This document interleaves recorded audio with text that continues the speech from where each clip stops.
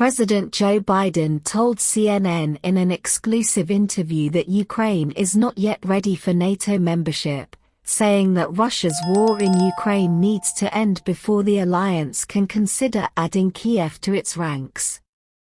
Biden told CNN's Fareed Zakaria that while discussion of Ukraine's imminent membership in NATO was premature, the US and its allies in NATO would continue to provide President Volodymyr Zelensky and his forces the security and weaponry they need to try to end the war with Russia.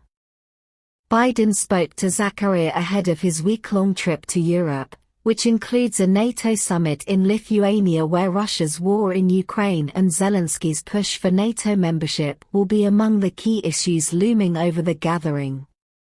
I don't think there is unanimity in NATO about whether or not to bring Ukraine into the NATO family now, at this moment, in the middle of a war, Biden said.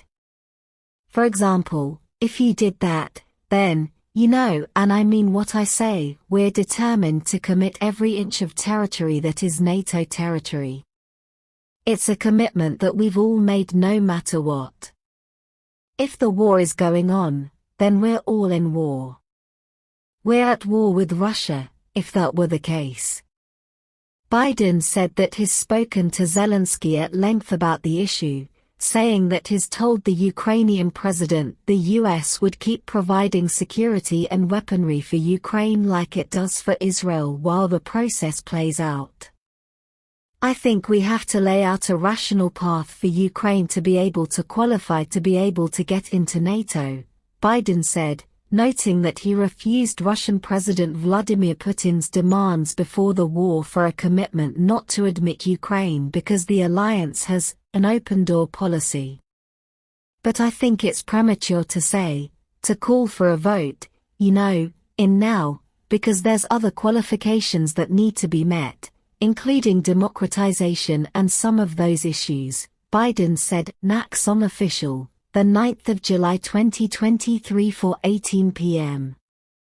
On Friday, the White House announced that the US was sending Ukraine cluster munitions for the first time, a step taken to help bolster Ukraine's ammunition as it mounts a counteroffensive against Russia.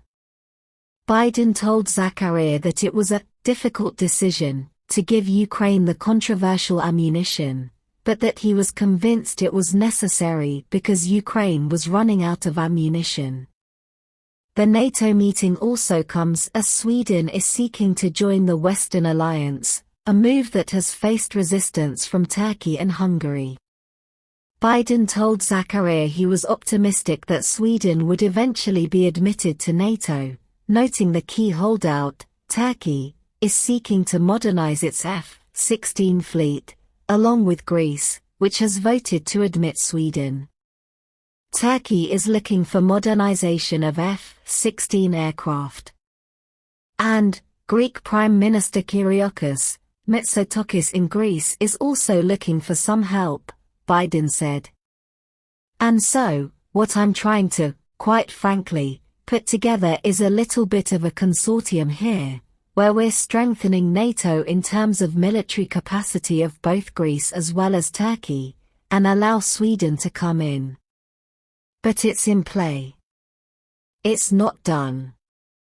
In the wide-ranging interview, Biden and Zakaria also discussed other key foreign policy challenges, including China, Saudi Arabia and Israel. Naxos official, the 9th of July 2023 4:18 p.m. Biden said that his confident Chinese President Xi Jinping wants to replace the US as the country with the largest economy and military capacity in the world, but he said that he believes the US can have a working relationship with Beijing. I think there is a way to establish a working relationship with China that benefits them and us, Biden said. And the last thing I'll tell you, I also called him after he had that meeting with the Russians about this new relationship, etc. And I said, this is not a threat. It's an observation.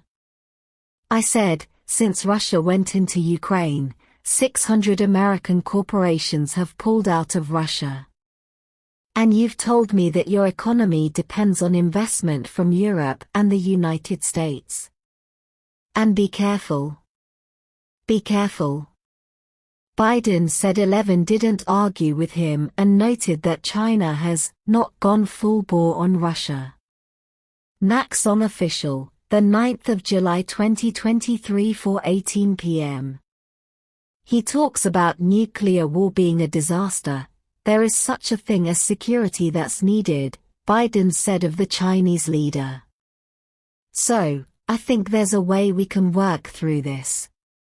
Asked whether he would invite Israeli Prime Minister Benjamin Netanyahu to the White House, Biden said that Israel's President Isaac Herzog was coming soon to the White House for a visit. In March, Biden criticized Netanyahu for his now-scrapped plan to overhaul the country's judiciary, a rare public instance where the two allies were publicly at odds.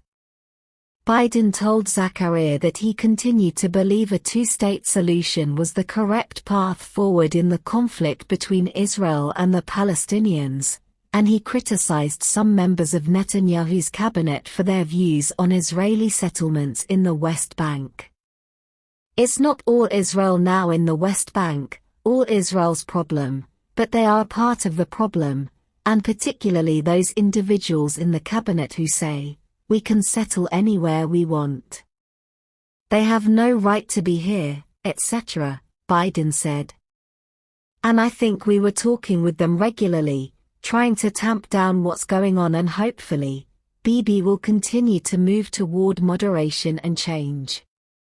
Biden also defended his trip to Saudi Arabia last year, telling Zachariah a number of successes came from the visit, such as establishing Israeli overflights over Saudi Arabia.